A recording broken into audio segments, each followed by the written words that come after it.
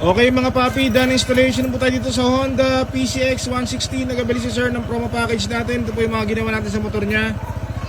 Zenlo X1 Plus version 360 watts. So dito po sa ilalim siya nakapwesto. Bali ang ilaw po nito, low beam, white, high beam, yellow. Sa kalsada, low beam, white, high beam, yellow. Zenlo X1 Plus 60 watts. Gamit nating switch, MSM 3-way switch. Yan sa passing light, naglagay tayo ng black passing switch. Yan po.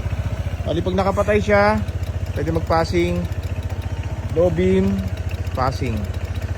Sa busiran ni sir, kanabit natin Bosch Europa dual horn setup, stock horn selector. Ito po.